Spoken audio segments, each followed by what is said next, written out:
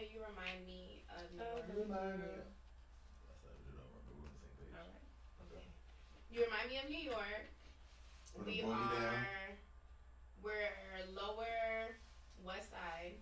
Stop playing with it. You know, we're definitely on our way to not Trader Joe's. It's like a non-brand farmers market Ooh. kind of place, Mm. and we're walking our dog. Is it a big dog? Is it a small dog? It's a small dog. It's a small dog. And I'm an artist, clearly. You're Because definitely. things are all I over don't the know. place You were right giving now. me No. tech. Yeah, you give me tech. You were This? giving me tech. You Yeah, were definitely giving absolutely. tech. And your partner. You're in tech. My heart is wide. Definitely. I can see that. Yes, but not like ambiguous white. Oh, like is he No, white no, or no. Italian? Lily Oh, white. like white. Oh wow. Mhm. Okay. Wall Street Okay. white. I feel Wall like we Street can go white. either way Okay. here. Mm. But Bro. yes.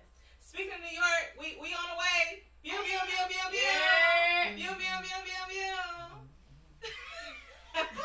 Me and Tim are going to New York. Down. It's Got our it. first show I to heard New you. York on Friday. We sold out. We Oh, are okay. sold out. Woo. Doom, doom, doom, Our mind is made up. Are they saying sold out? doom, doom, Okay, doom. good. Okay. Okay, Jasmine Man's gonna be in the building. Woo, woo, woo, woo, woo. That's Woo, the woo, part. woo, Okay, woo, that's the woo. part for real. Yeah. I'm excited. You gonna greet the people or? Oh, I have okay. a thing. Okay. We'll talk about it later. All right. Well, Online. hello everyone, and welcome to Hold for Maintenance, the podcast where we hold for maintenance. My name is Lene Vini. I'm Sim Sima. I'm Obio. How's everybody doing tonight? Have everything to say. Tip your waiters.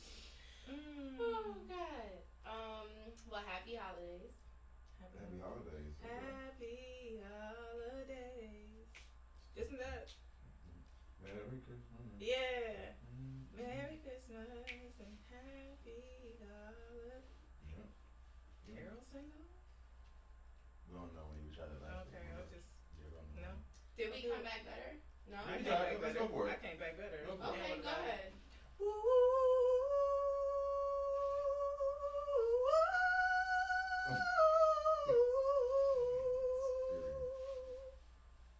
In my mind, I want you to be free. Nobody singing it? Keep going, cause I I don't. thought you were gonna take it lower, but okay, Oh. we're high. You're a little high. That's what he I said. know, but you're a little high. Mm. I don't have anything. You know what I'm saying? It's Silent Night by the Temptations. Keep going. Mm-hmm. Well, I don't think I know. I don't think I know. I don't know. I gotta jump to the Merry Christmas to each one of you. Silent. I'm the only one singing on this microphone. That is not my favorite. Well, I thought it was a That's sing crazy. So I know I'm it was gonna like take it from here. Wow. Go for Me, me, it. me, me. Oh, That's it. Someday at Christmas, here she go. men won't be boys.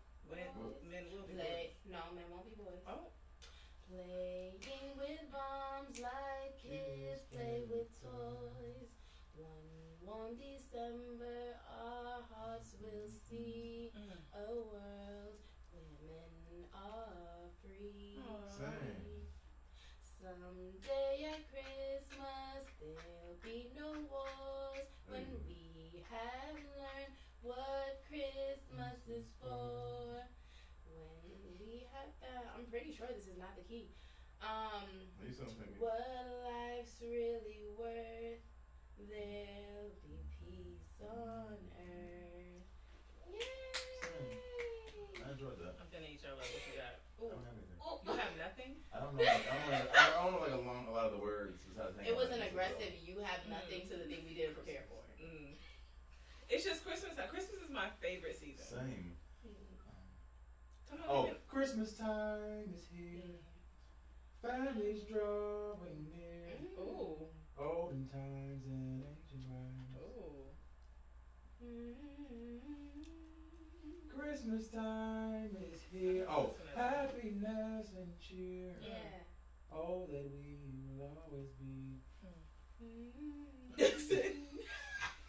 I don't know like the words Got in it. the songs. I just get in the spirit. You know what I mean? Mm-hmm. What's yours? Yes, sir. I I went high and I'm finna go low. Okay. Damn. Mary, did you know Go ahead. your baby Like what I know. boy would one day walk on water? Mary, did you know Come on, now. Sing. that your baby boy would calm the storm with his hands? Did you know Come on. that your baby boy Woo. would walk where angels try? Sing, run us down. Kiss Run us down. that little baby. I only know it because it was on the Tyler Perry. I know one. Very good. Oh, let me adjust my mic. I know that's right. I'm hot. I want to sing it like Me too, but I want to sing it like a little kid. Yeah. Okay. Mommies and daddies Ooh. always believe Okay. that their little angel is special indeed. Ooh.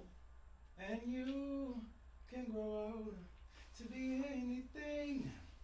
But who could imagine a king, a preacher, a teacher is what you could be? Or maybe a fisherman out on the sea. But you can grow old to be anything. But who could imagine? Say, who could imagine? One more time, say, who could imagine a king? What is that? Today? The preacher's wife? No. Yeah. Sorry. That gave me so much chills on the stomach. That's good. Do you Okay, have bring anything it else? on. Or we're done. No, you guys ate that. Okay. Well, we have to come back for more. It's the holiday season. For sure. Yes. Yeah. All right. I was gonna say, okay, we can do this 2 ways because thank you to the people. They blessed us with so many customer service. Oh, yeah. Yeah, for sure. Now we got a bag, y'all. Yeah, I think our vibe is pretty understood at this point. Let's just go to the thing. Okay. Okay. You know? Because I was gonna say that thing you put in the chat. I kind of wanted to do it. Oh, me too. Mm-hmm. Same. Okay, We'll wait. let's go for it. Okay, let's do it. All right. When you didn't do the homework. I'm sorry. No, it's the, what is it called? Pick up and preach. Pick up and preach, where you, an Oh. object and you preach a sermon, a quick sermon off of the Very object. quick. All Okay. right, cool. Okay. So who's first? I'm not. Okay, I'll go first. Just give me Okay. the I object. like this. I don't. All right. You The don't think object is. Well, y'all got the same object. Still look at it. Oh wait, no. I got a bag of shenanigans. Okay. AirPods. AirPods, okay. It's time for pick it up and preach. Okay, people of God. See, sometimes you'll have a thing in your hand and it'll be a listening device, right?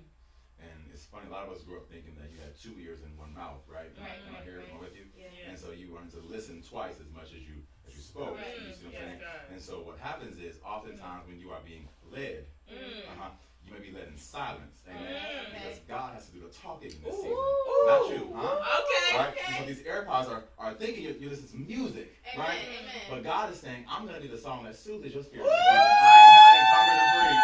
I didn't. Praise God. Praise God. Yeah. All right. Wait, who's Ricky and the rest of us. Who's next? can't Who's do it. next? Yeah, No, I want to give you the rest of the next thing. Okay? Okay. Are you next? Okay, you're next. Okay. I'm going to give you yours. And yours is, Okay. Ooh. Looking at my bag. keys. Ooh. Because I'm not about to be good at this. Come on. I feel that you are. Me too. Let the church say amen. Amen. Let the church say amen again. Amen. Amen. Hallelujah. See, a lot of us are on a journey. Yeah. Mhm. We're on the road less traveled. And Come I'm on. saying sometimes it gets a little hard. Okay. Because yea, though we may walk Woo! through the valley of the shadow of death, we will fear no evil. Amen. Yes, God. And to piggyback off my good brethren, Mm. brother OBO, you cannot travel in the right direction. The Lord cannot order your steps Huh? Okay. if you're not listening. All And right. if you listen, Okay. they'll give you the key. Woo! He'll give you the keys. Amen. Very good time. Praise God Very today. good time. My God on today. Well, good thing I have the keys to our customer service. Line. Oh, wow. Okay. Now You brought it up. And then, no, ma'am. No, Give ma'am. her I'll take her, it. No, give ma'am. her. Time. So, umbrella. Oh. An umbrella. An umbrella. people of God. Okay. All right. See, sometimes you think you know the weather when when you get into your phone app, right? You look at the weather, the phone app is telling you, okay, this is what it's going to be. It's going to be a little cloudy. It's going to be partly sunny. And then you walk out and then the weather's a little bit different, right? People of God. So that's what I got. All right. They knew that. And y'all, I was with you. Oh, you what? I was. I was waiting. I was like the unexpected blessing. We're going there. You were taking us there. I was taking us there, and then I didn't believe in myself. That's why you gotta have faith. Ooh. So we preach anyway. She picked up her self-doubt. Hallelujah. Amen. That was very cute, guys. Okay. All right, so we are about to get a little serious. Okay. Because I did pick up Pete. in a We're good way. Playing. Okay. In a good way, I promise. I'm hot. Because we needed this. I am toasting. And I wish I Is there had like a another jingle for t-shirt. this customer or something? Did we come up with it? Oh, yeah. Y'all It was customer service. You just made it up right now. It was not, and I promise you, I'm gonna show you the last time I did it. Okay. And you said I changed the song. Oh, okay. But Key. it's customer service. Okay. So, first of all, thank you guys so much for being so vulnerable with us, for being so transparent. And I did take a sneak peek at a couple, but I tried to not look too much so that we could be authentic in what we were responding. But I feel like we're creating a little community here. And I love that you guys feel safe with us. So, first one, here we go. Hey y'all, love what y'all have been bringing to the pod, and I'm excited to see all your endeavors materialize. I've got a customer service letter for you.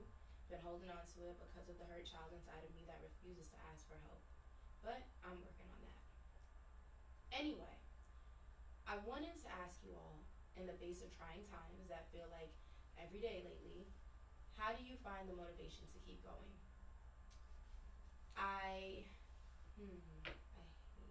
You're trying to say something here. Or some aspirations you try to remind yourselves of. Okay. As a young gay black boy growing up in East LA, 27 years old now, being bullied for being fat, black, and gay, deadass, these kids would literally call me the fat gay black kid, and most of them were Mexican, but that's aside. Being born into an extremely conservative religious household, my family was Jehovah's Witness, my self-esteem has taken quite the beating. I struggled with self-harm and suicidal ideation. I have gone to therapy and worked so hard to get to the point where I could stand on my own. In 2020, I got a high-paying job, got a nice apartment with my partner of now 4 years, bought my dream car. Come on, BMW X3. Oh, me too. With the impact, shout out to Sam, yeah. I think we all saw the economy about to change. I did my best to try and prepare for it. Saving a little nest egg. What I didn't expect is that in April of 2023 that I'd be laid off.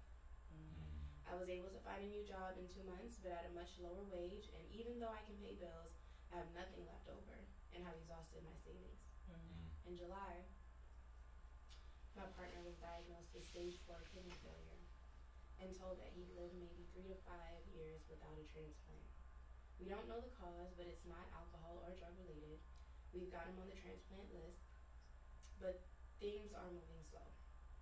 With everything else going on in the world, and faced with potentially losing my best friend, I feel like I've regressed a bit back to the hurt child who was just so damn tired. I try my best to keep in mind all the blessings we have, but it's been getting harder and harder to get up in the morning. I know y'all can't snap your fingers and make my problems go away, but I'd like to know how you keep your heads up in the face of adversity, even when it feels like the world is falling on its damn head.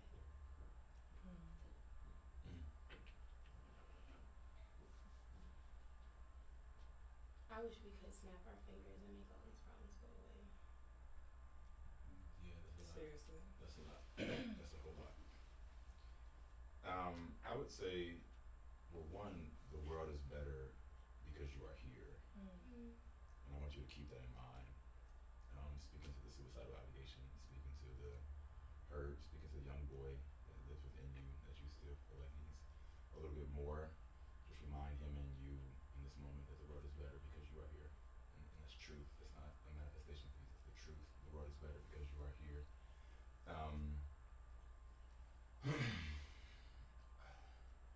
I wish it was a one-trick pony, man.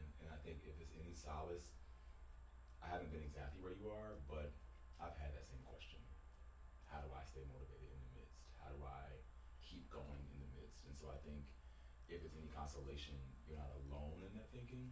I think people who we think have it all together, or even if you thought that we were the people who had it all together, trust me, one of the three don't. Now, I don't know the other two, but trust me, one of the three definitely does not. And so I think feeling a little more communal in the fact that you are not the only person who has these questions, and finding some solace in that. And I think just kind of cherishing what you have. It sounds like you're navigating a loss and then the expectation of possible loss. And I think within that, we have to be mindful of cherishing what we have. You know, you've been able to do a lot of things, it sounds like, in your life. So thus far at 27, you know, you got the dream car, the dream career, the great job, and the things. And that will happen again. And you found love, which is, again, far more than a lot of people get to find in their lifetime. And so I think a lot of it is about cherishing what we have, reminding ourselves how worthy and how important we are, and knowing that you're not alone. That's all. Yeah, I cannot say that I've been exactly where you've been either.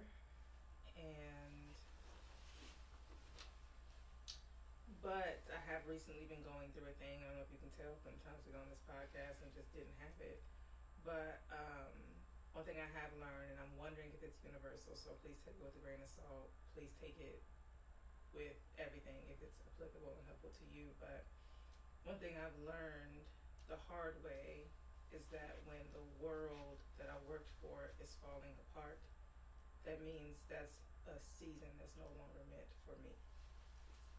And I have to ground myself in what is happening now and recognize that what I am going through is preparing me for what is for me and what is next for me.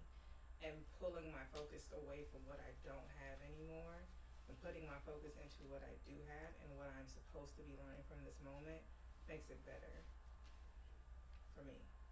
And the moment can be long. More often than not, that means you haven't learned the lesson yet. So yeah, that's all I have, but I do hope that that is useful, because I think the feeling of downtroddenness that tends to consume us in these moments is nestled in our focus on what we've lost, or nestled in our focus on what we're losing. And you know, I feel like I've heard many people say this. I know OVO said it recently, like losing your grip. Loosening your grip and what's supposed to stay in your hand will stay there.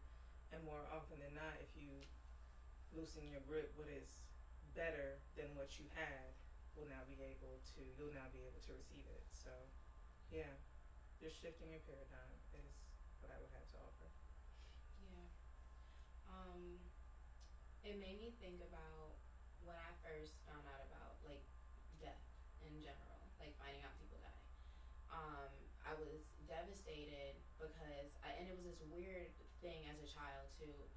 I was like, why would God make me love somebody the way I love my grandpa? Just to take him away. Like, what is this? Like, I was so angry. I would have nightmares. I would have, even up until my adulthood, I would always like have to brace myself for the fact that one day I'm gonna lose this person that means everything to me. And the way that I've learned to have peace with any moments of knowing that someday the things that we hold the closest will be things that we can no longer hold physically anymore. The way that I find peace with that is by, like Lene said, embracing not what I'm not going to have anymore, but embracing the fact that I've had the opportunity to have things that people pray for. When you speak about this person being your best friend, that is more than just a lover. That is a connection, that is divinity, that's something sacred. You know, not everybody can call their lover their best friend. So I think that now is a time to be more present than you've ever been before. Now is a time to make the most out of the moments, because he's on the list also, and we never know. God works in the most mysterious ways. And like I said in the message, we are going to be praying for you. We are going to keep you in our hearts, and don't even focus that energy on the negative, or, you know, anxiety is a fear of what could go wrong. what could go right, you know? Just trying to pay attention to what could go right. Um, but this is a time where, God just shows us there's going to be seasons where we see how much we need Him. And I think that's what this season is going to be for you. Just recognizing that it's not the accomplishments, it's not the car, it's not the job, it's the connection with God and recognizing how much power there is in knowing that you need Him. So, yeah. All right. Next on the list, it's going to be a little more up for you guys. Okay. The title, it literally says title. Should I trust an Atlanta stud? Oh, man. Am I looking in the camera? No. Okay. Hi, guys. I am moving to Atlanta soon, and I'm scoping the scene. I've heard all the wild tales of the Atlanta men, but as we know all too well, the bar is in hell for the heteros, and as such, because heteronormativity, ooh, me for pronouncing that correct, because I didn't think I was going to, runs rampant in the LGBTQIA plus community. And it's here too. So my question is, should I come with an open mind and heart, or should I keep to the safety of my home and stay out of the street? P.S. I love y'all. Best ATL lover girl. ATL lover girl. What I think you should do is not move here because we're full.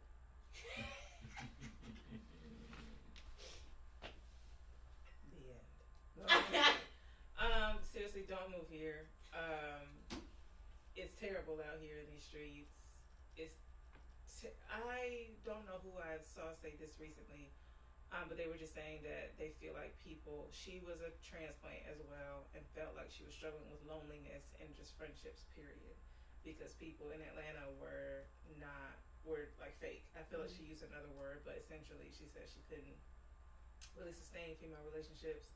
And so, I had this conversation with some girls at Spelman this past weekend. I do think the culture here has transformed from something very real and very like out the mud, very politically driven, and not even just like for civil rights movements, but just for like we became a black mecca because of community and organization and commitment, and we've lost a lot of follow through along the way. So yeah, I can't speak to what the stud market is giving. I don't know. But what I do know is that it's terrible for everybody I know who's dating out here, and even finding friends. But yeah. I'm gonna say, as a transplant. Yes. Don't date here.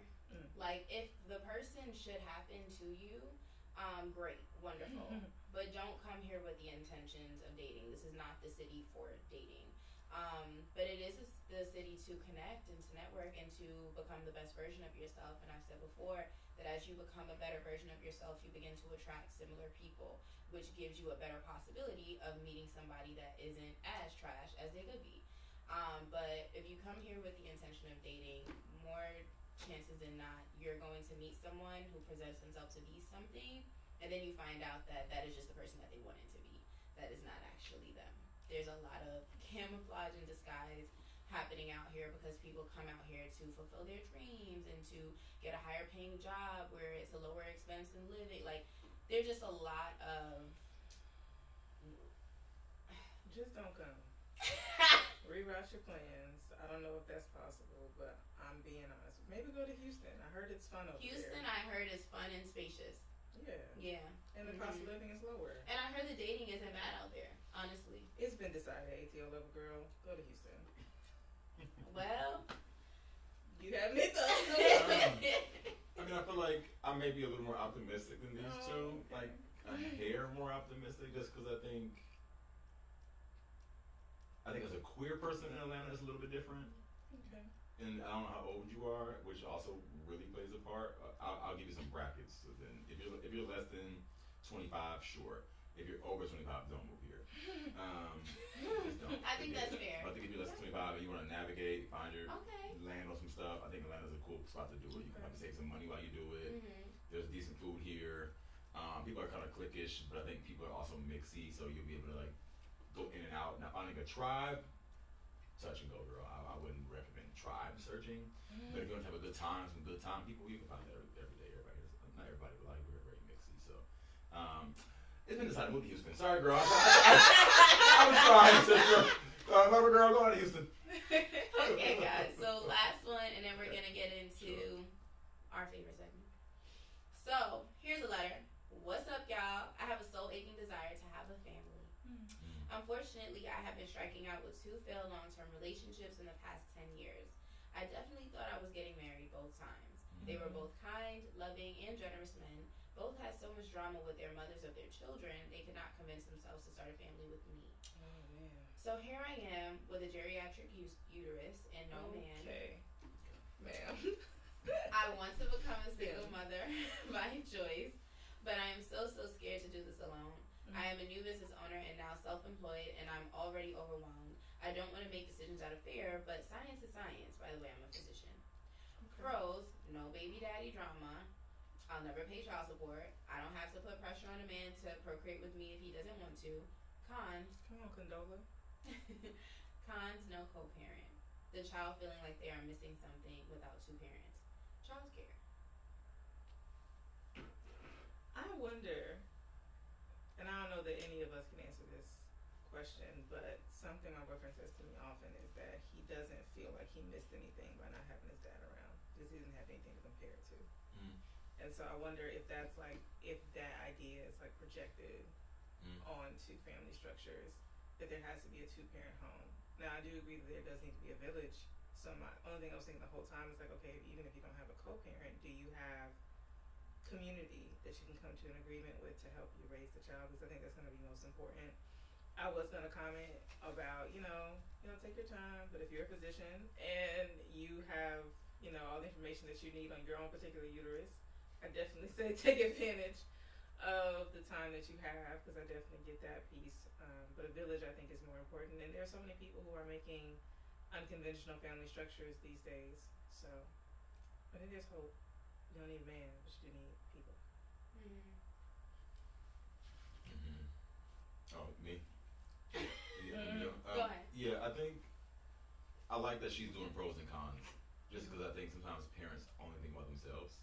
Like, you want a child, but is the child gonna want you? And I think that's a really important question to ask yourself, because just the desire to be a parent because you think you would make a good one, or you think it'd be cute, or you think you have, you want to give the world someone better than who's already existing in it, as we know. It sounds good, but I think being mindful of, again, to your point, the pros and cons. So it sounds like you're landing on some good information here, but I think just keep weighing those pros and cons. You know what I'm saying? And really see, does it make sense? Again, we have a lot of desires, but if it doesn't make sense, then it doesn't make sense, and if it does, then it does. You sound, again, pretty sound, and making a little physician coin. It sounds like there's some dollars over there. So, all in all, I think, again, just keep weighing pros and cons, and you'll land where you need to land. And I wholeheartedly agree with Lene in the sense of community and a village being most important. Because even in a 2-parent dwelling, I think having 2 parents with no village may be worse than having a single parent with a village. So, prioritize community and really get that pros and cons list to a point where you can make sense of it. And I fully agree with the statement that you talked about, Kyle, bringing up, Lene, is that when a home with 2 parents, a home with 3 parents, a home with 1 parent, it's about the home that you provide for your child. And it's also, every single child is different. There are children that grow up in a home where they have everything with 2 parents, and they still feel like something is missing. And then there are people who grow up in a home with 1 parent that does, when you grow up and realize, a lot wasn't really done for real, and they feel complete. So it's all about, I think that you're already on a really great path. Like Ohio said, like, you're starting out asking the questions that a lot of parents who have full families don't ever consider. What will my child need? Okay. So We're talking. I'm rooting for you. Same, sis. Or So. however you identify. Sorry. I didn't mean to gender you. But same. I said ma'am as well, and I said damn. Well, it's time for Niggas Online. I'm not playing this game with you. Me either. Go ahead. Just keep pushing. You hate us? Just keep on pushing. I want to play the game. I see some Beautiful black people. Are these brothers? No, these are some Jordan teams. What are these shoes? Oh, the shoes in this picture are Are terrible. crazy. We're No, not no, gonna no. talk about it at all. Okay. Leads me to other things, but we'll talk about it later. Okay. Okay, so today on Niggas Online, we're going to keep it very to the point because we have a lot to talk about today. You could have said black and breed. I wanted to Oh, so okay. bad. I Can you thought feel it that in my was your spirit? It was on my spirit, but I was like, you know what? Let's just not overdo Let's it. just not For overdo sure. it because I felt like I said I was going to keep it brief earlier. So I was doing a little bit much. I like saying the wrong way. I do. I'm going to keep it cute, but I'm going to keep it honest. I'm gonna keep it crump. I'm gonna keep it. I just say whatever comes. That's to my good. mind. That's good. Yeah. All right, y'all. Today on Niggas Online, I'm going to keep it to the point, but I'm going to keep it on point. Dude. Okay, my friend is giving me a side eye at this point. I'm just here. So today we have one group of niggas online that we're gonna discuss. So Tia Mowry over the holidays posted a picture of her kids, and Corey Hardrick, and she said we gonna be all right, and that was it. And it would be nice if you could just post a picture and just a simple caption, and people just liked it and moved on. Mm-hmm. But of course, we jumped to several conclusions. And people were just like, oh my God, you guys are back together. I love this. Other people were like, oh, here she go looking for attention again. And so, Can we stop there for Of a course. second? These niggas are famous. They also happen to be living their lives. They have large platforms because they're famous and they live their lives on said platforms. Mhm.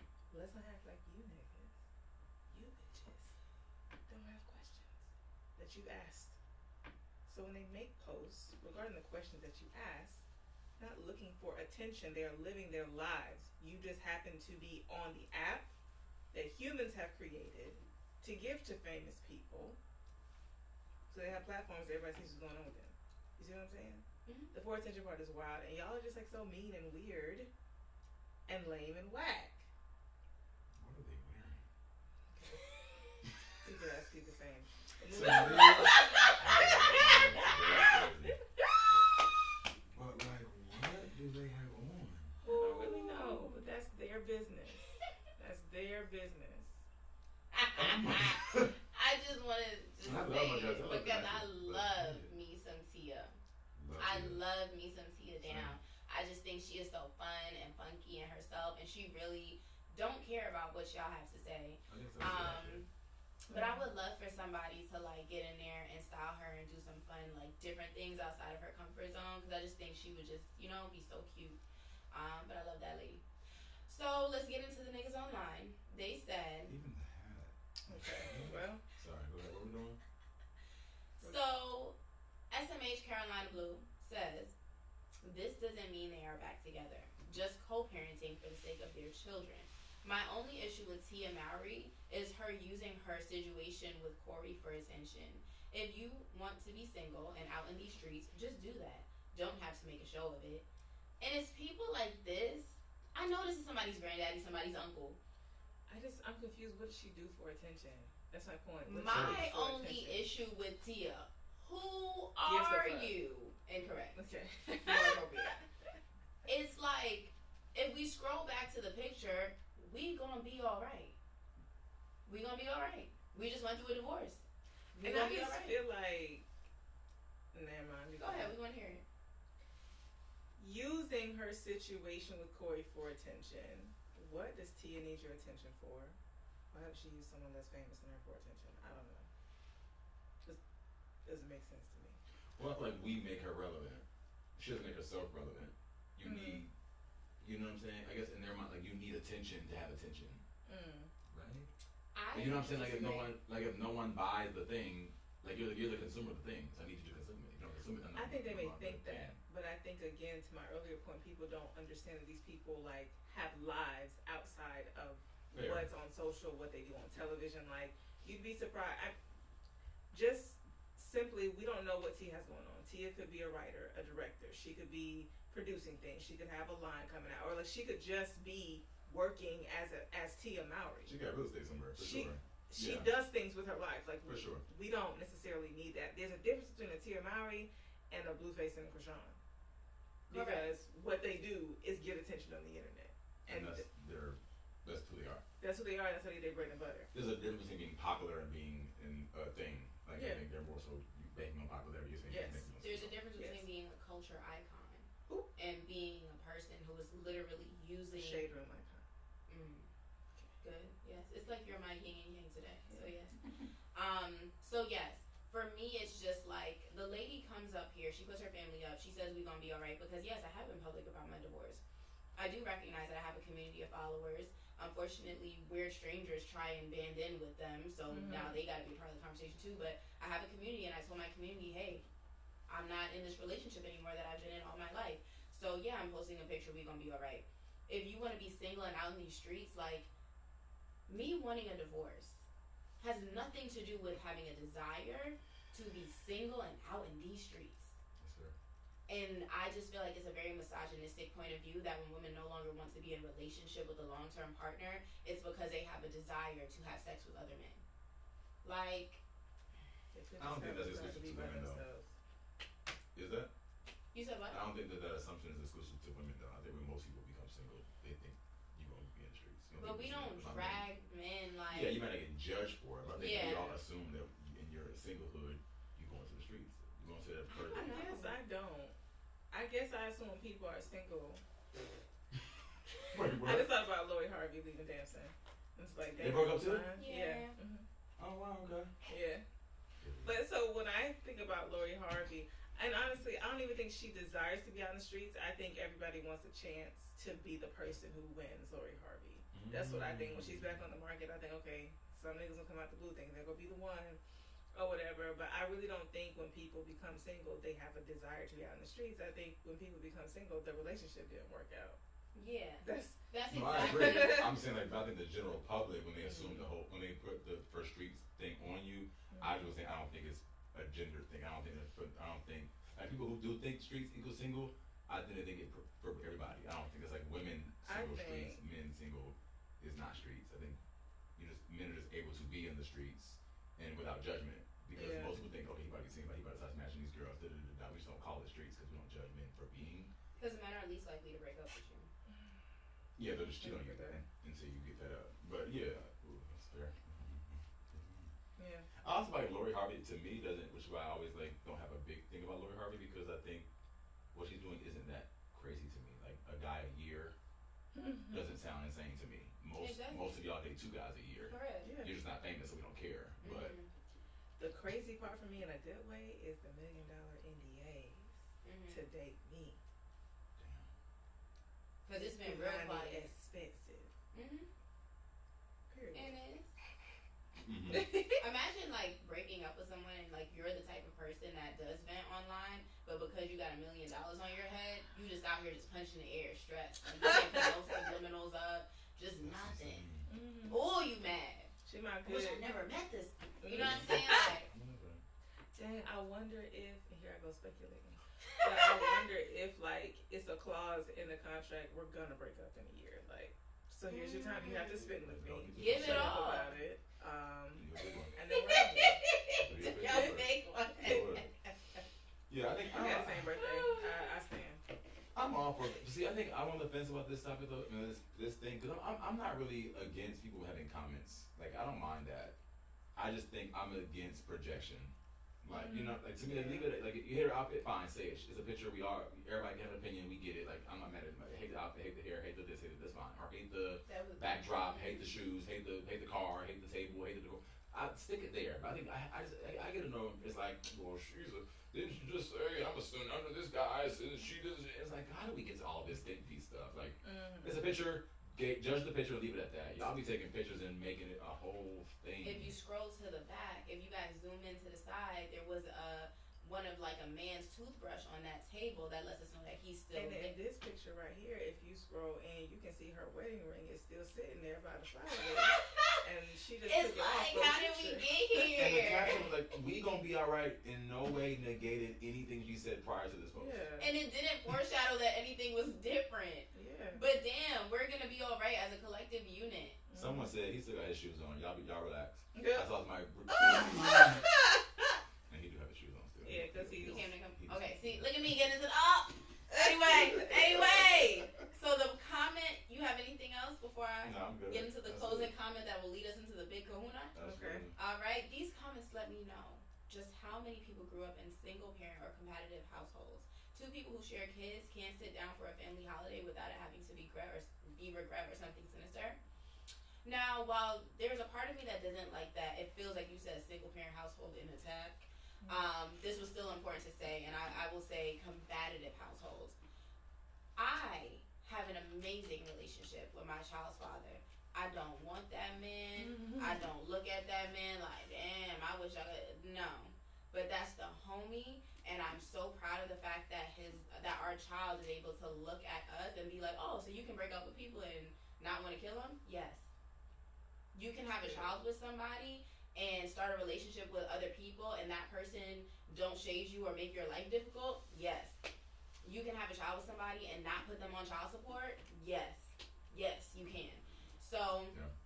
I agree that in the comment section, there's just a lot of hurt from people who have probably been divorced or been broken up with, and then their partner decided to be with somebody else. Or people who lived in households where it was like, nah, if we had a kid together and we don't go together no more, we hate it's big beef all the time. We can't sit at the same table.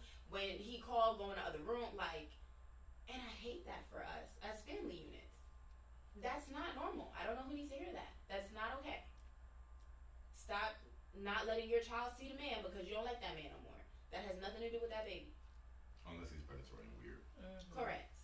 But if it's just that you don't like Yeah, you don't Raekwon like him, yeah. because he just What's his name? it's Ray Ray. What about Ray? it? She named the baby daddy The baby Raekwon, daddy. and then gave Raekwon a nickname, Ray Ray. You and Ray. Now it's Ray. He went from Raekwon to Ray Ray to Ray. You and Ray got a little beef. I get it. What's You the kid's salty. name? Raekwon. Okay. Okay.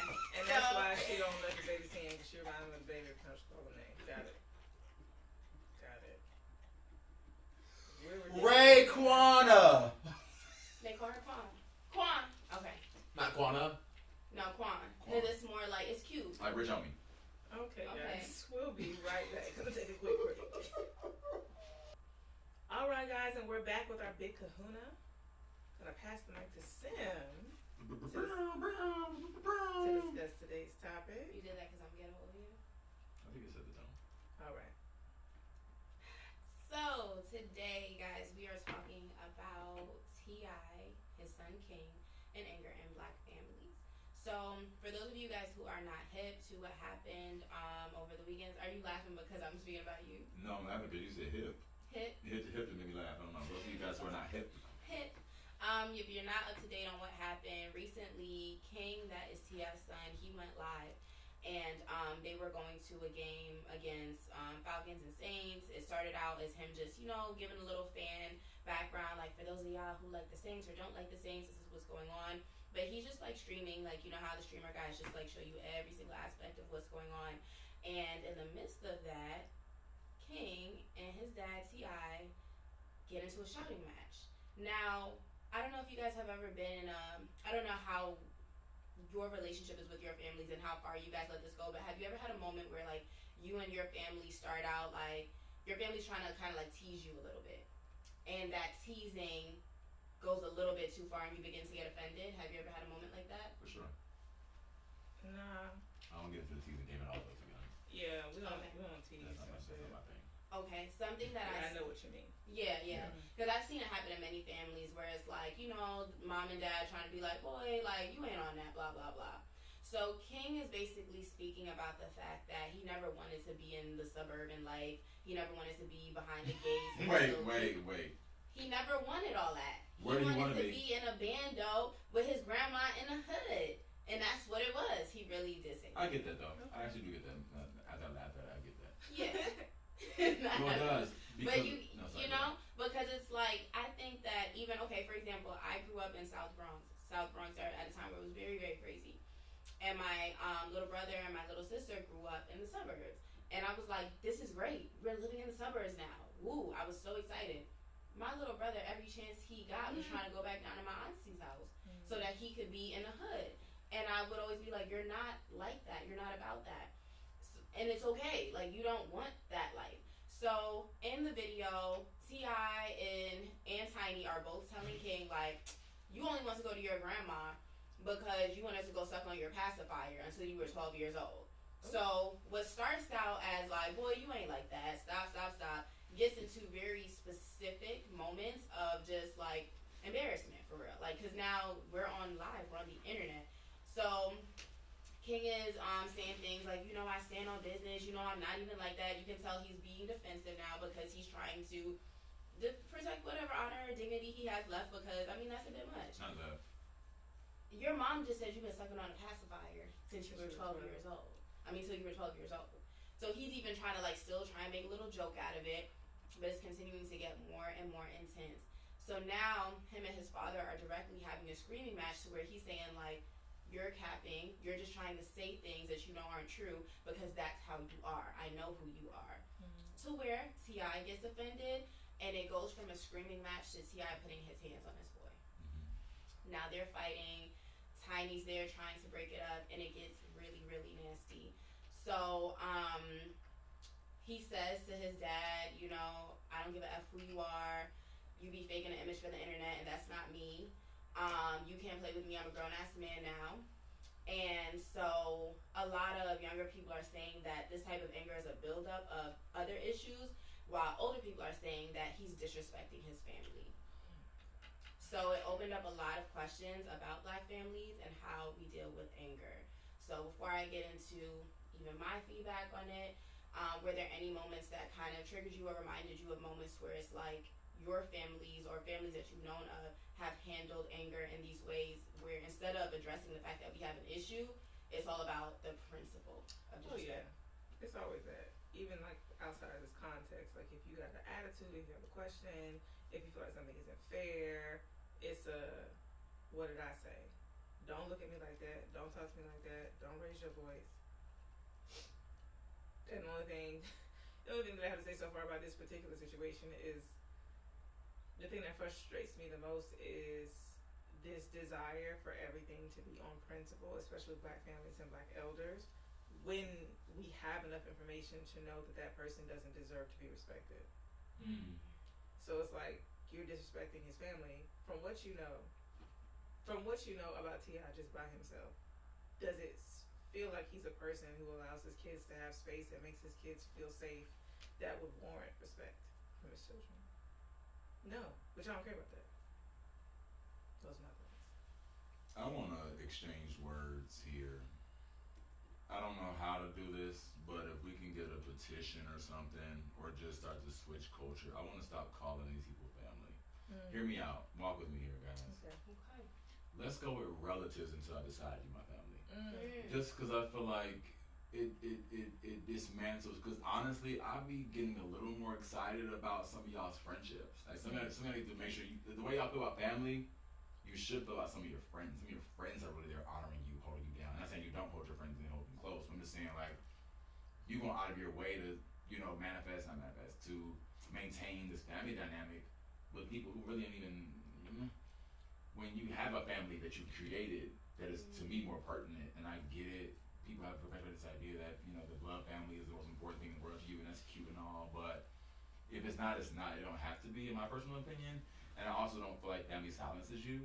And so for me, I don't go where I'm silenced. No exceptions, not one. And I think a lot of people just grow up with this narrative. I think Gen Z is gonna shift it in a major way though. But I think we're part of the last piece of people who grew up with this idea that parents can be uncontested and what they say kind of goes, and you just don't talk about the mama or them. And the last thing I'm gonna say is I think what T.I. and Tiny might not understand is you can't hold your kids to the standard in which you do not give them. And I think a lot of parents forget that you didn't raise me how you were raised. So I don't have the same idea. I would never talk to my mom like that, but you allowed me to speak. So don't get mad when I do. You know what I'm saying? A lot of parents did give us, even we don't highlight it, they gave us a lot of more room than was given to them, I will say, right? Maybe not a lot, but we were able to ask a question where you couldn't even sneeze when your mama was talking, And it's now, he wasn't raised in the trenches, so he don't have the same ideology. And so he was a suburban kid. And I also get the idea you said earlier about him wanting to go to the trenches, because I feel like, culturally, you want to know, where your family's from, you want to feel that energy on you. So I get it. Yeah, so I get you may resent them a little bit for not taking you to really get that cultural experience that they had, because you're missing out. You may have been bored behind the gate. I get it all. Now, for those of us who never was behind no gate are like, boy, outrageous. Get me in the gate. But yeah, I get it. So I think so far it's just, to me, seems like a bunch of people who don't know how to communicate and are just trying their best to be themselves. So, yeah. But I also feel like Gen Z will be the generation to not only, like, yes, some of them will be undoing the thing, like, oh, you don't talk back to mommy, but from what I'm seeing from even millennials that are embracing gentle parenting in a new way is we are having a relationship with our children so that they can. That's real. Mm-hmm. That's real. That's a really good point. Every opportunity is not an opportunity. Okay. Okay. And I think that Black parents need to understand that. What do you mean?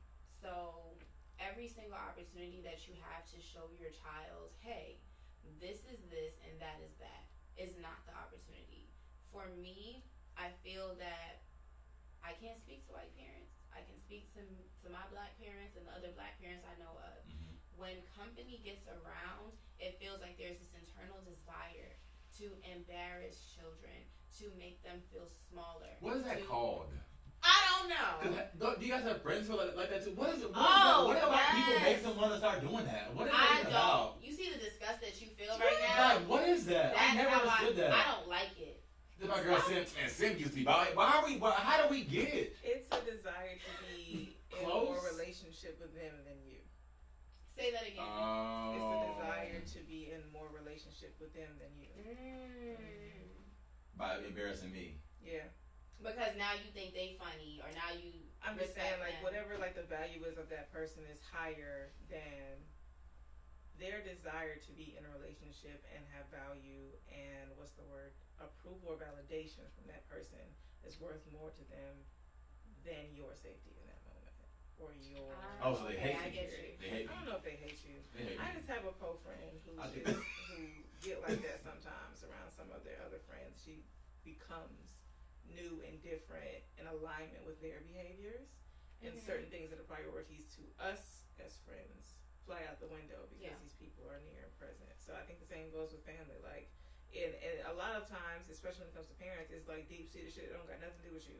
My big sister used to always make me feel like I wasn't shit, and I don't know how to do this, so now I got to make sure when she over here that I told your ass not to do this, and see, I told her to do that, and more of the time, it don't got nothing to do with you, and it's them trying to, like, overcompensate from things that those people make them feel insecure about. But even in that moment where you said, see, I told her, there's a moment where you're no longer talking to me, and you're talking to me. Correct. Oh. I thought we were saying that. Let's bring it on back. Let's bring it back. I hate people do that. That grinds my little gear. That really jacks my khakis. Do it. There was a point in the video where King is speaking on live to his phone, and Tiny takes this phone and goes in the phone, and that's where she says the part like, I'm gonna tell you why he really don't want to be there, y'all. I'm gonna tell you why. And it's just like, I remember having a season in my life where I used to say I don't get embarrassed because my family was always ready, and I was always ready for them. And it got to a point where it was like, I already knew everything about myself, everything that you could possibly say, everything that you was gonna bring up. Let's go, let's do it, you know what I'm saying? And I feel like in this moment, his reaction was very much that, like, so what? I used to suck a pacifier. Because it's now we're not even talking to each other. We talking to these strangers on live. And when the phone gets down in the middle of the fight, King says, why would you let somebody play with me like that? Why would you because now there's people around who are, like, laughing, who are in on the joke. People got their phones up, it's the whole thing. And he's saying that, and Tiny is like, it was just a joke. And he was like, no, it's not no joke. It's not funny. Why do we... Real. And why I said every opportunity is not the opportunity, because Black parents, sometimes there's an opportunity there for you to make your child that's not a baby no more still feel safe. We still, like, have that inner child desire to feel safe, to feel protected, to feel like, oh, I'm good. Like, we can joke family, but I know you well enough to not take it too far. And I feel like they missed their opportunity there because it now got to a point of, this is an opportunity for me to show you that I'm the alpha woman, I'm the alpha male, whatever, in this dynamic. So, I want to talk about how this is socially relevant on a bigger level. So, there was a point where we in our Black families just accepted that, like, resentment, trauma, anger, all of those type of issues were a natural part of family relationships. And there are a lot more resources and much more information available that's helping the newer generation fight more for healthy family dynamics. So when you spoke about Gen Z and this, like, gentle parenting and allowing children space for more than just one question, allowing space to have a conversation and be like, hold on, did you need something, baby? Like, allowing that to happen. I feel like we still have to have some of the balance of, okay, we can be gentle parents, but there still has to be structure. Do you guys have any ways that you feel, even if you had to look at your own childhoods, these are some healthy ways where we could have made sure that there was gentle parenting happening, but there was still a respect happening for the parents? I think there's no supplement for being reliable. Mm. And I mean reliable in all facets. Reliable emotionally, physically, financially. And I think a lot of parents use aggressive parenting tactics because they know they're not reliable. And I think it's a tough pill for most parents to swallow. So I'd rather just become the dominant figure in the room. So whether I'm reliable or not, what I said goes. So I ain't really gotta be reliable. Because, I'm cold. No, you're not. That's it. Because what I say is what it is. Correct. And I can identify a lot of times growing up where I had a desire that was well within my needs pool that could not be met. And instead of admitting that or whatever, you just did something aggressive because you didn't have it. You weren't reliable. And I think a lot of parents are not able to grapple with the fact that you are not reliable. And I think, to me, most things go back to that. You were not reliable. And most parents forget reliable financially, whatever. Most people are not parenting. Some parents are not reliable emotionally. Yeah. You're just not there. I can't come to you and feel safe. And you also know that. I think we grew up thinking that our parents were oblivious to the fact they weren't reliable. They just also know that I hold the power, so I can skew the cards. Yeah, it's kind of like white supremacy, to be honest with you, right? We're not oblivious to how the world works. It's just I just have created an iron thumb that says, oh well, but it says it in a different way. You know what I'm saying? And I think it's just, for me, what's going to shift is parents. I just had this conversation recently. I was having a supplemental conversation about parenting, and I was giving some scenarios because I feel like in the queer community, maybe this is a good opportunity to speak to the queer people in this space, but I think sometimes we don't ask a lot of questions because we don't have those goals, like parenting styles and stuff like that, because we don't really envision ourselves being parents as much as straight people do. A lot of my straight friends would ask questions early on.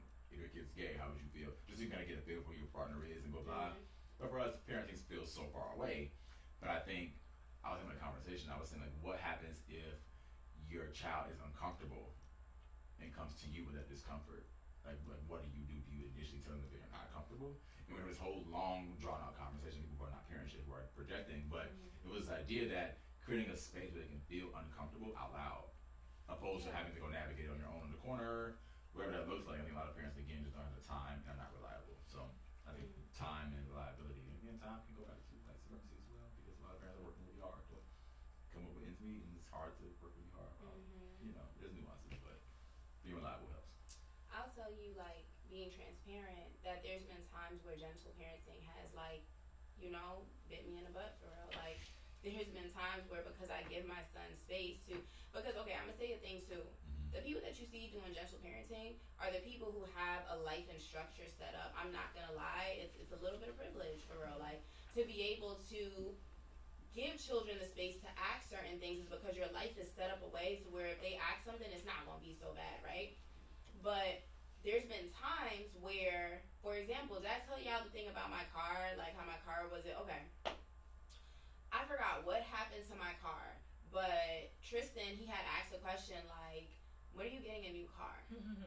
And I was like, do I need a new car? And he laughed. Do you need a new car? So it's like,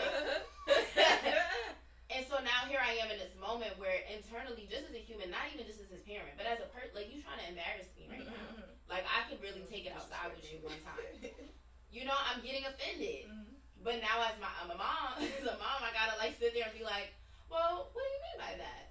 Oh, well, you don't have to get a new car every couple of years. Some people, have sentimental connection to their cars. Some people are poor and can't afford a car.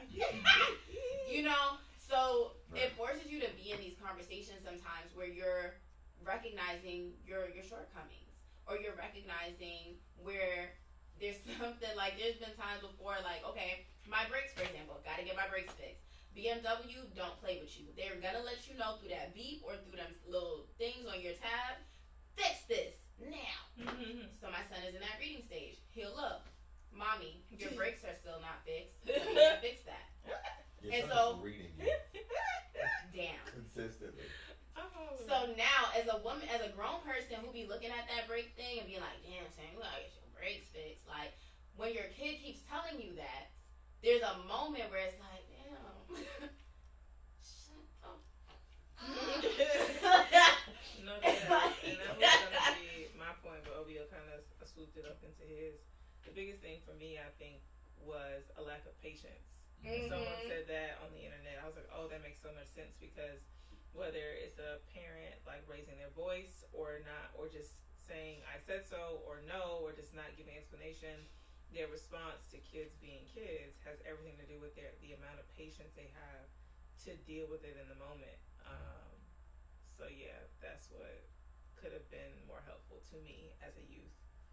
In many respects, is patience, and then, you know, I don't know about reliability, but just like honesty, or just the ability to say, the ability, and maybe it does go back to patience, because you then exercising as a parent the options that you can give me, rather than just saying no. I remember when I was like in 7th grade, I wanted a birthday party, and my dad was just like, no party, and I thought I'd done something wrong. And my mom persuaded him to let me get a party, and he said, you're gonna have 4 people over here. 4 people? And it's just the 4 of us, and one girl I didn't even really want to invite. I was just showing her some cool origami invitations I made, and she kept it, and I was like, I can't do it, she can't come. And now it's just gonna be her random ass at my 4-person birthday party, and it's not even gonna be fun, because I'm missing an actual friend. I think party feels loose for 4 people. But yeah, and like, all you had to tell me is that we can't afford it this year, or let us take you to your favorite. Like, just, there are things that can happen, like alternatives. And I don't think a lot of kids get that. They don't get they don't get choices, and like then they get vilified or criminalized for wanting choices. Yeah, for sure. I'm gonna share one last thing about how sometimes I understand how some of the Tristan reads you. No, we're done with Tristan's done. He's finished. But there was how was a privilege a little bit, because when your children do know a little bit too much about your financial situation, they don't always have the, what's the word I'm looking for? This is very, like, not the nuance, but just the wherewithal to say, like, okay, this is something we don't tell people outside, and this is something that we can say in this kind of way. Oh, I get it. Tristan has a friend in the neighborhood who basically every time they would hang out, they would always be in the front. I would be on the porch just making sure they were okay. And so, you know, I'm like hearing some of their conversations. And it would be like, yeah, because my dad doesn't make a lot of money, we might not be able to. And he's just like telling this man, and I'm like, oh my God, like I don't want to say anything, because this is not my. This or the other kid? The other kid is saying this about his family's financial situation, and saying things like, yeah, do y'all own y'all house? Because we rent ours. And so Tristan even came home to me. He was like, Mom, is our house rented or is it owned? And I was like, it's owned, baby, but there's nothing wrong with renting your house. Like, and I had to explain that. But I'm saying that kids don't have the, like, and they will go out there in the streets and tell every drop of your business. So sometimes you're correct. Parents don't have that patience to literally, like, live and survive. Plus also explain to this very small person all of the things that it takes to explain, like, don't be going out there telling my business like that, and not in that kind of way. You know what I'm saying? So, you know, I don't care, but I get it. Because you had this kid, you need to If take you time. don't want me to tell you you're broke, don't be broke. Oh, Simple, well. simple plan. You want me to tell you renting? Stop renting. You know, I'm a big fan of stepping that. Yeah, step it up. I don't care. Step that money up and not that funny up. Hello, Or else I don't it'll get care. hilarious. Because I feel like I'm stretching it, but I do feel like there's a bit of ego that comes with the parents all the time. You don't have to have it all together. And I think I get that the world thinks you should. That's an ego thing, though. Get over it. You're not gonna have it all together. You're not. My dad cannot afford to buy today. And I get it, you don't say it in that same language, but you can. But he didn't tell a lie. And Yeah, he's not lying on you. Like, you It's can't the get truth, mad girl. at him. Like, you don't have it right now. So the second you own it, we can all own it. We gotta be okay, girl. But you wanna put on to my friends, like, I used to hate my friends to death. Friends come over. Where y'all going? Go to the mall? All right, oh, you can go. And we all gonna go, hey, got this money? No. Where am I going to the mall with then, girl? I mean, you was, oh yeah, go ahead, have fun, kids, go to the mall. And when it's time to get some coins for the mall, no one's gonna coins. The coins is gone. Christina's gone. And so my mind, keep it hot. Oh, yeah, I mean, you can go, but keep it hot. Stop telling I hate when parents do the flexing thing. My kids, we're thinking about going to Disneyland with Rebecca. We are, the door goes, you know, Dad, we're not going. I'm like, why do you just put on for the cameras then? And like this series of who's the better parent among parents, but then not who's the better parent amongst the children. Ooh. Like, girl, stop it. I'm keep trying to act like the best whatever when the door's open. When it's closed, what am I giving? Go to your room, tease. Girl, move it. So I do want to speak about that, like in the public eye parenting. We're going to take a quick trip down memory lane. Okay. I want to speak about the biggest historical connections that I've seen. You know, how often we see like children of black celebrities specifically having these public feuds with their parents. So some of these you might have heard of, some of these you might not have. 2022, Romeo. He had a public feud with his dad, Master P, and he claimed that Master P avoided his children when they started having mental health problems. I don't know if you guys saw that. There were like screenshots where Romeo started speaking his truth, and Master P was like, man, like, I'm not even trying to, you know. And I'm just going to go down the list. We can talk about them after. 2020, Lauryn Hill's daughter, Estella Marley, she spoke out about how she felt her mother was somewhat abusive and how she would discipline her. 2019, Gucci Mane had a court battle with his ex, Sheena Evans, who claimed that she wasn't getting enough financial support from Gucci for their son, who she claims is severely autistic, requiring around-the-clock care. And then, even though this isn't like particularly a feud, it's still just like personal business coming out into the public. Raven-Symoné shared that her father encouraged her to get 2 breast reductions before she turned 18 to get people to stop calling her fat. And this caused some health issues, including a seizure. Ooh. And then back to the same family that we're speaking about now, earlier this year, Tiny's daughter, Zanique, she also spoke about how Tiny's relationship with T.I. impacted her because she felt like they were always attached at the hip, which didn't leave much time for her. Wasn't it T.I. that also went to that podcast and talked about his daughter's virginity? Her virginity, but also went to like a doctor with one of his daughters and asked him to make sure her hymen was still intact. Right. It was Zanique? Yeah. What? No, I don't think was that Zanique or the other girl? Oh no, that wasn't Zanique. That was her name, but I think it was the other girl. Starts with a D? It was, but was it T.I.? It was T.I. Yeah. Oh. I remember his other daughter. But was he kind of bragging about it too, like that? Yeah. Okay. Yeah. So. People are not well. Exactly. People are not well. But for me personally, my opinion is in these different scenarios, this black celebrities going through these things publicly just shows us about the many dysfunctions that exist among our families that we just don't talk about. Nothing here is new to me. For example, that first thing, Romeo and his dad, Master P. Fathers recognizing that their children have mental health issues, especially with a father like this, who your father has been in the light for how many years, and then you become a child star, you are bound to have issues. You're a child star in the rap industry. God knows the type of things that you're seeing. So I've seen many times where like dads don't know how to handle mental health issues because no one has given a lot of these men a safe space to have a mental health issue. There's not a lot of space for you to be emotional, for you to say that I don't like this, for you to say I'm uncomfortable, like you said before. There's not space for black men to say I am not well. I'm having thoughts that don't feel very healthy. I am feeling anxiety. I don't want to be around this or around that. So it just makes sense to me that, you know, Master P would be dismissive of Romeo. And then these other things to where it's like Raven-Symoné's dad is telling her to get a breast reduction because people are calling her fat instead of having a conversation. Baby, how do you feel about your body? Yeah. Who cares about these people? You've been doing this. If you feel like you want to do something, you know what I'm saying? Like, there's not a lot of discourse that is happening amongst the families, which goes back to the original point of like this argument going this far. There's nothing wrong with us having an argument that goes too far.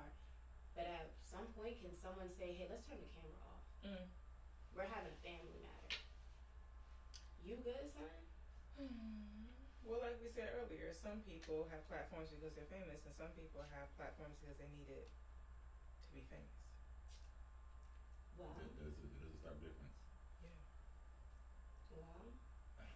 I'm thinking about a lot of men needing to be needed, and I'm wondering how that plays into parenting. Or, you know what I mean? I wonder if you feel less needed,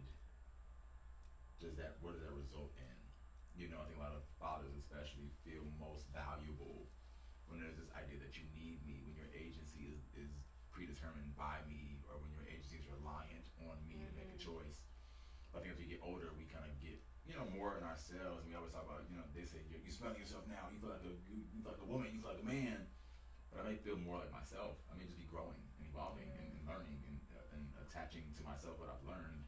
And I wonder if parents understand that shift. I gave this example last night. I was painting my bathroom when my friends was over, and I was saying, I don't know if women go through this or girls go through this, but when you're buying shoes, you buy like a half a size too big because your foot is still growing.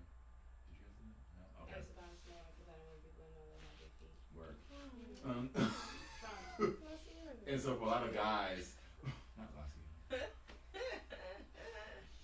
Well, a lot of guys, we bought shoes that were half a size too big because your foot was growing. So you buy your actual size, your foot will grow in the next 2 or 3 months, and the shoes don't fit. Long story short, no one tells you when your foot's done growing. Yeah. So for a cute year and a half, 2 years, you're still buying a half size too big and your foot's stupid because your foot's done growing, girl. Yeah. And I think, but I think in that same vein, I don't think parents understand development, to your point about the time and maybe socioeconomic status a little bit. Like, our development shifts. And if I'm looking back on on the way in which I was parented, I don't know that the parenting shifted with each shift that I had going on. Does that make sense? Like, I'm not a 10-year-old. I'm a 14-year-old, which is two different versions of me. I'm not a 7-year-old. And I don't know if parents are honoring the ways in which we grow and what we need as we grow, who we are as we grow. You know what I'm saying? This is very different. And I guess, again, it takes time, resources, but also back to my original question during the customer service, everybody not really meant to be a parent in my mind. So, you don't have to be. You don't have to. I thought it was better. But, everybody not a parent. Make a book. Okay. I just want to say to your point, though, about feeling needed, or that even that comment about smelling yourself. The dad not saying that to the daughter. The mom saying that to the daughter. The dad saying that to the son. And I wonder if this situation would have been different if one of his daughters was on live saying similar things. No. Do you feel like he would have embarrassed his daughters in the same? Absolutely. Do you feel like he would have put his hands on his daughters? His daughter. Hands on? I can't even say that he wouldn't. It might not have been the same type of hands on, but a gather up and get on. I would not be surprised because it's clear that he displays the same lack of regard for the autonomy of his daughters. Kids, you think kids across the board? Yeah. I mean, I don't know all of his kids. These are the 3 that I've heard of. What are your thoughts on something you had to do with me? Yeah, because I disagree so bad. Damn. The honor, y'all keep shining away every time. Oh, no. What were you gonna say, girl? I just feel like. Say it. I personally feel like the candor would have been different. Like, how he embarrasses his daughters is different than how he would embarrass his son because the competition is a little different there. I feel like you talking to your little man, right, who clearly don't respect you. It was very clear from the beginning of that video, and like you said before, like, did he earn his respect, right? It's very clear he didn't earn his respect with King. Whereas to his daughters, that's daddy. No, it's like that because what I'm seeing from T.I.'s behavior is that he goes, and I'm trying to figure out what the word is, but it seems like his MO is to undermine the. It just feels like his MO is to undermine the. I don't know what the word is, but essentially he went straight to emasculating his son, pointing out he's been in this past over 12 years, and then he attacks the autonomy of his daughters, like their femininity. Like, he is very strange in that way. And I'm using that as a blanket statement, but I think it's the same thing. He goes to the point of where he can extract the most control, and it seems like an attack on their identity or attack on who they are, and just I don't there's nothing about T.I.'s relationship with his daughter that gives that's daddy. No. From her or from him? From Zonique, from the other girl, they both have spoken out on how they feel like their father does not respect them. This one says that she feels left out because he and Tiny were locking at the hip, and so I think what I'm falling victim to right now is doing a lot of surmising and speculating on like filling in the gaps from what we've seen about T.I. and Tiny, is that their relationship and their stardom is very important to them. It is like central and it is pinnacle and pivotal to them and their children. From what I have seen, it seems like they expect their children to uphold that at the expense of themselves. So I don't get to get your own. And he's even been that way about Tiny. Like, and I don't think it's a hidden fact that he was not faithful to Tiny, but like, it just doesn't give. He's jolly go lucky to anybody. He doesn't really know how to be a partner or a parent. And so why would his kids? I don't know. I'm be quiet because I don't know nothing about nothing. I'm just. No, man, I think you're making sense though. I think it's like, I mean, again, if you don't respect women, you don't respect women. Yeah. That's just what it is. I think we think it's gonna be this exception made for your daughters, but if you don't respect women, you just don't respect women. And I think it becomes tough for cishet men especially to navigate fatherhood in a world where you're also policing their respect. And this is the part that gets me about a lot of cishet men. You don't really respect women, but you also don't want your daughter to be disrespected. And so you're constantly policing her movement so she's not treated the way in which you treat women. You know what I'm saying? Yeah. So this, again, which is why we go on this crusade to say my daughter's a virgin, so she's not being treated like the girls I treated when I was her age. You know? Yeah. And that's how I validate my parenthood, is protecting you from the guys like me. But all the term while still being a guy like me. And specifically with this, what I see is with him and Tiny, with T.I. grabbing King up, with Tiny taking the phone, it's about perceivable control as a parent. Like, how much of a handle do I have on the situation? How much are my kids undermining my control? What lengths am I willing to go to act like I'm doing all I can as a parent to keep this kid in line? And like, I don't think we've been talking about, I'm gonna take a jump here, but we've been talking a lot about colonialism in the past couple of months.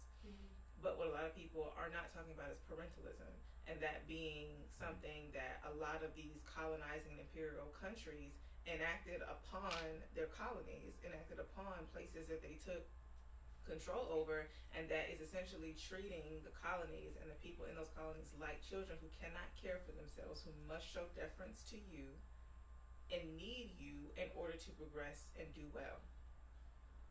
And that wasn't pulled out of thin air. It's called parentalism because that is how a lot of parents think they are to act about children. They don't think kids have any wherewithal. They don't think kids can make decisions. Yes, kids are delicate. Yes, kids should be protected, but kids should also be allowed to be free. Correct. I agree with that 100%. 100%.